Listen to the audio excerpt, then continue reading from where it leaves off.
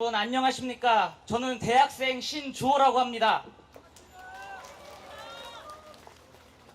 사실 제가 오늘 수업이 있는데 수업을 가지 않고 이 자리에 섰습니다. 나라가 잘못된 방향으로 가는 것이 너무 걱정되어서 제 미래가 걱정되어서 이 자리에 설 수밖에 없었습니다. 저는 항상 저의 앞선 세대들에게 감사하는 마음으로 살아가고 있습니다. 저희 할아버지 할머니 세대는 당신들께서 못 입고 못 드셔도 자식들만은 굶기지 않겠다는 일념으로 피와 땀을 흘려 일하셨고 위대한 산업화를 이루었습니다. 우리 부모 세대들은 최루탄 가스를 마셔가며 민주화 투쟁을 했고 거룩한 민주화를 이루었습니다. 이 짧은 기간 안에 산업화와 민주화를 이룬 나라는 대한민국이 유일합니다. 이 위대한 역사 자랑스럽지 않습니까, 여러분? 하지만 문재인 정권이 들어서고 나서 위대한 대한민국의 역사는 통째로 부정되고 있습니다. 피를 흘려 공산당으로부터 나라를 지켰더니 스스로 무장해제를 하며 북한의 나라를 넘기려고 하고 있습니다. 경제는 또 어떻습니까? 겨우겨우 일으켜 세웠더니 소득주도 성장이라고 불리는 헛된 경제정책으로 나라 경제를 무너뜨리고 있습니다. 본인들 입맛에 맞춘 통계청장도 소득주도 성장이 잘못되었다고, 문재인 대통령의 경제정책의 방향이 잘못되었다고 인정하고 있는 상황에서도 스스로의 아집을 꺾지 않고 계속해서 잘못된 방향으로 나라를 이끌어가고 있습니다. 저는 대학생입니다. 알바도 하고 각종 사회 경험을 하고 싶어하는 사람입니다. 하지만 알바 자리가 없습니다. 여러분, 지금 정주들은 최저임금이 올라서 스스로가 일하고 있습니다. 대체 누가 소득주도 성장, 최저임금 인상이 경제를 성장시킬 것이라고 했습니까? 굉장히 어리석은 생각입니다. 이것은.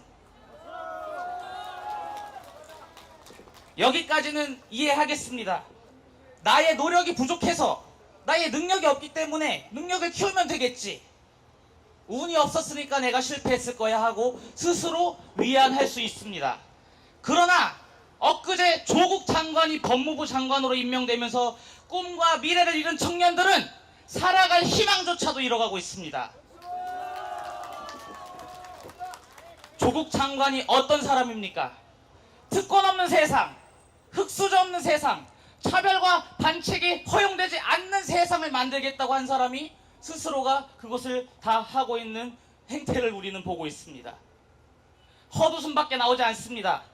문재인 대통령 취임사에서 뭐라고 하셨습니까? 기회는 평등하게, 과정은 공정하게, 결과는 정의롭게라고 했습니다. 결과가 정의롭습니까, 여러분? 지금 저도 사실 조국 딸처럼 그와 같은 정형으로 대학에 입학을 했습니다. 하지만 저는 조국 딸처럼 하지 못했습니다. 왜 하지 못했느냐? 조국 딸과 같은 행동은 일반 고등학생들이 전혀 할 수 없는 패륜적인 행동이기 때문입니다. 하지만 조국 장관이 임명되었습니다. 어떻게 해야 됩니까?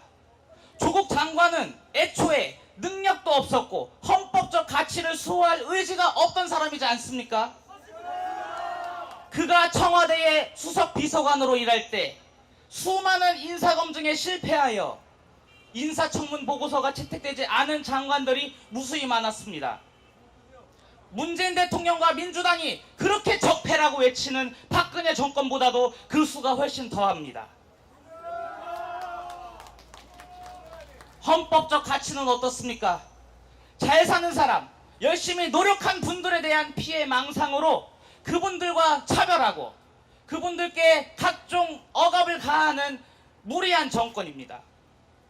대한민국 헌법 11조 1항 모든 국민은 법 앞에 평등합니다.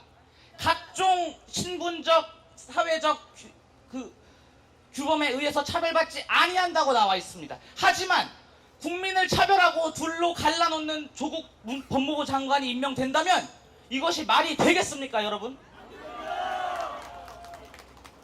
이미 임명되었습니다. 그렇다면 우리가 어떻게 해야 되겠습니까?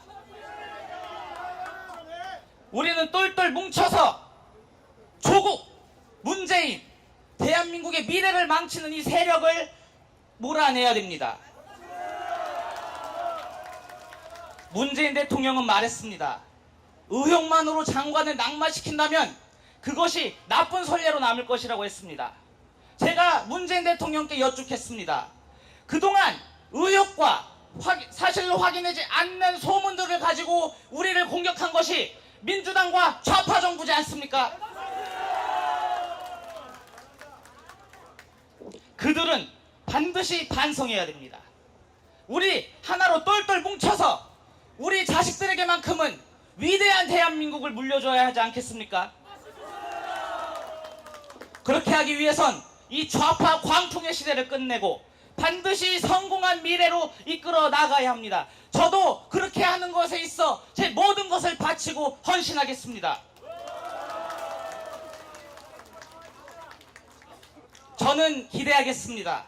진정 자유롭고 정의로운 대한민국에서 여러분들을 다시 만나는 그날을 고대하면서 저는 오늘 이만 물러가도록 하겠습니다. 감사합니다.